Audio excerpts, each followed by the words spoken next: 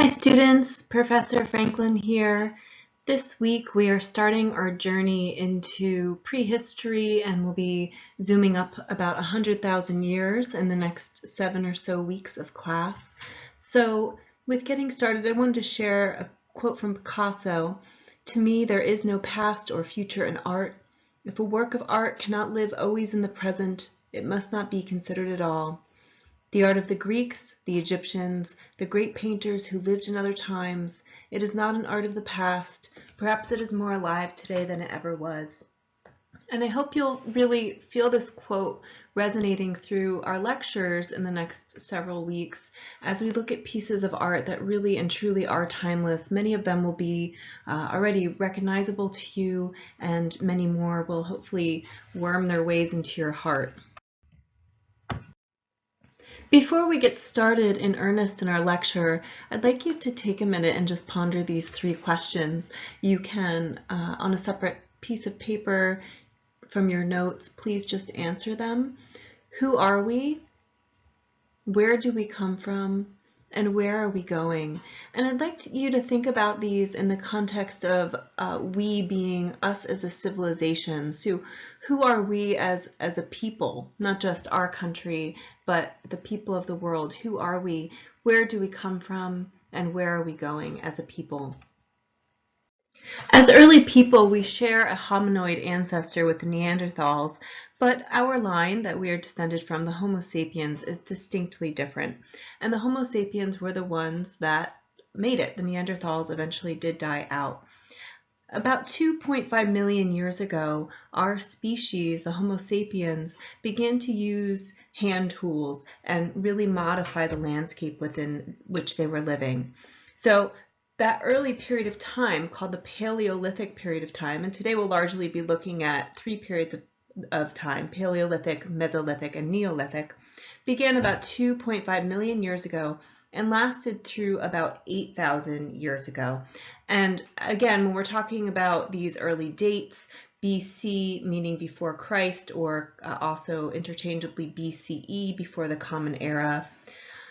So this early phase of the Stone Age lasted about 2.5 million years. These people, again, their primary change from their ancestors, from their primitive ancestors, was that they began using and manipulating stone implements as tools. One of the earliest sites that we have available to us is a place called Blombos Cave in South Africa. And what we're looking at here are shells that have little holes bored into them. And I'm sure you could make a very quick and easy guess about what those shells were used for. They would have potentially been strung as some sort of necklace, probably on a piece of sinew around a neck. We found them in areas that were likely burial sites. We also found in this place a type of workshop for creating paint. They were grinding up ochre, a very rich red mineral, into a powder, and they were mixing that with likely saliva, egg, or water, maybe even animal fat, in order to make a paint. This paint would have been used in the types of cave paintings that you are seeing in Chauvet Cave and Macaw Cave that we'll be talking about a little later today. These early peoples are believed to have had a divine feminine worship cult, meaning what they were primarily interested in worshiping was the female form and the female body. And of course that makes a lot of sense in the context that female fertility, childbirth, birth and rebirth, fertility was really everything for these people. If your family line was not carrying forward, your children were not able to help you in hunting and gathering, and you were likely not going to make it very long if you did not have a strong tribe of family around you. So this early and very important figure we're looking at is called the Venus of Willendorf. These little Venus, so-called Venus statues, Venus the goddess of fertility and love, were called that kind of tongue-in-cheek thousands of years later, but the idea is there that these figures represent a sense of fertility and a deep female importance.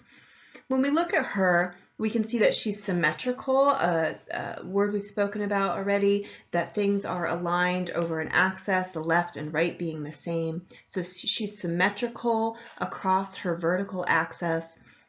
You can tell that the head was not important. Perhaps that beaded hair that we're seeing was some sort of stylized reference to how women kept their hair, maybe in a tight braid around their head. Remember that sanitation would have been challenging during this period of time, so having your hair in braids would make sense. And you can see that what is accentuated in her body, her breasts, her belly, her vulva, these are the items that of the human body, the parts of the female body that are surrounding childbirth. And things like her hands, her feet, her legs, her face, those parts of her, those aesthetic pieces of her are minimized. They're not as important. So she is another term that we have for her. She is called a sculpture in the round, meaning that she is freestanding, something that can be held in your hand or walked around in a room. So our two terms here are symmetrical and sculpture in the round. These Venus statues were not unique to the Venus of Willendorf. We saw these over and over again. This is the Venus of Hohlfels from Germany, approximately 40,000 BC, carved out of mammoth ivory. This piece is very small, only a few centimeters tall. You can see that it had potentially something mounted on the top of its head that is no longer a piece of it. This was found in several fragments and reconstructed. She has these little lines cut into her. Those are incised lines. That's a term we'll look at a few times in a few different images we're checking out today. But again, what is accentuated? Her breasts, her belly, her vulva, what is minimized? Her arm, her feet, her head. This Venus of Lausel is quite different from the Venus of Willendorf or the Venus of Hohlfels in that it is a relief sculpture, or it's two-dimensional. So this in particular is low relief, meaning it barely stands out from the background. It's barely carved from the background. She was in particular painted in a few areas on her body with a pigment, a red pigment, made of that red ochre that we spoke about in Blombos caves, a ground up high mineral rich iron pigment. And that was probably representing the blood of childbirth or the blood of fertility. So the symbolism of fertility is very clear again in this image. We have the accentuated breasts, accentuated belly and hips. And what's really different about this image is that she's holding something. She's holding a horn. Perhaps that's a reference to male fertility, female and male fertility together. And on that horn, there are 13 incisions, and those 13 incisions are believed to represent the 13 lunar cycles of the year. And also those 13 lunar cycles would correspond with female fertility in the cycles of a woman every 28 days. In addition to fertility figures, so reproduction being such a key and important theme, one of the other themes we see is the theme of animals, and this comes in both small statues and sculptures, as well as the primary theme of what's painted on any of the caves that we'll look at this semester. This image here, bison with head turned, is decorated with something called incision, what we saw a few slides back. So something to be incised means to mark or to decorate with a series of cuts. I want you to take a few moments now to jot down the answer to this question on your piece of paper. If you were a Paleolithic boy or girl of age 15, what would daily life look like to you? How would it be different from today? So I want you to really immerse yourself in this Paleolithic world, the world of hunting and gathering, of having to go out every morning and spend a long day, spending your whole day collecting what you'd be eating or drinking. What would women's work look like around the home, around the fire? One of your assignments this week is to look at the movie Cave of Forgotten Dreams, directed by Werner Herzog, about the Chauvet Caves. One of the other very important cave systems that was discovered is called Le Caux Cave, and this is also a cave system in France. And you can see how extensive it is from this schematic plan. Just like Chauvet Caves, the images on the wall were primarily surrounding animals. They were made over a period of thousands of years, layers and layers of animals on the walls, old animals being touched up, new animals being added. And there was a great deal of importance. This one, the Hall of the Bulls, these bulls surrounding a watering hole. I think that even this cave had a little spring inside of it. So the importance of fertility, of animals, hunting, observation of animals. This would have been the world. They were, of course, painting images of what they saw. So this would have been the world of what they saw. I like to briefly touch on the Wandjina paintings, the cloud spirit people. These paintings were also created over periods of thousands of years in caves in Australia.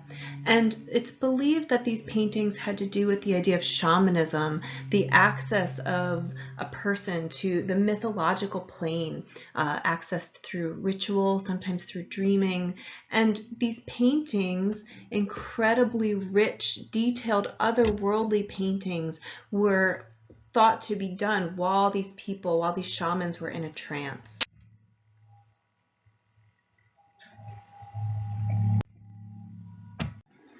We're now moving into the Mesolithic period of time. This is a period of transition from approximately 8,000 to 4,000 BC, where these hunting and gathering people began to need to settle down, and that need came from the retreat of the glaciers. This is a period of warming coming out of the Ice Age. The forest expanded from the north-south, and as a result, many animals that were hunted during the Paleolithic died or migrated. People needed to change the way they lived, and one thing that began to happen was people began to congregate around bodies of water. We have very little art from this period of time, but this image from Algeria in Africa shows the human interaction of humans and animals. And you can see on the left-hand side of the painting that there's something very strange happening with the animals, a way that animals don't behave in nature, and that's that the animals are lined up. So one of the things that began to happen here was, rather than just hunting in the wild, people were starting to practice animal husbandry. They were starting to manipulate their environment in order to keep animals in one area, to use them for the means they needed, for food, for their hides and other animal parts. Coming out of the Mesolithic into the Neolithic, hunting and gathering shifts to farming. People are becoming established. They are creating infrastructure. One of the earliest examples of that infrastructure is a place called Malta. And in Malta, we see this architecture of these tri-lobed rooms, the little circular shaped rooms here. And inside those rooms, people were living, creating ritual, creating community. This is the Venus of Malta, and she looks very different from those other Venus statues we looked at. And primarily, you'll notice that she's wearing clothes. She's in a reclined pose, in a sleeping pose. The same things are accentuated. Her breasts, her hips, her belly, those are obviously still important fertility-wise, but you can see the change. Somebody's laying on a bed, someone's wearing clothes. Civilization is starting to develop and shift. Stonehenge is one of the most familiar of the Neolithic building sites. It was a sacred site from far before 3000 BC, but by 28 BC to about 1500 BC, a great expanse of burial mounds and ditches were created surrounding what we're seeing here. Eventually, this post and lintel construction was created, and we're still not 100% sure what it was used for. Possibly some sort of sundial, some sort of astrological calendar, or to monitor the change of seasons, or some sort of architectural magic site. But whatever it was used for, it's a place that is still very steeped in ritual and mystery. And interesting that even today we're finding out more and more about it. Just outside of the frame of view that we have here in this image, they've recently found some burial sites. So the mystery of what Stonehenge is and how it was used is still unfolding.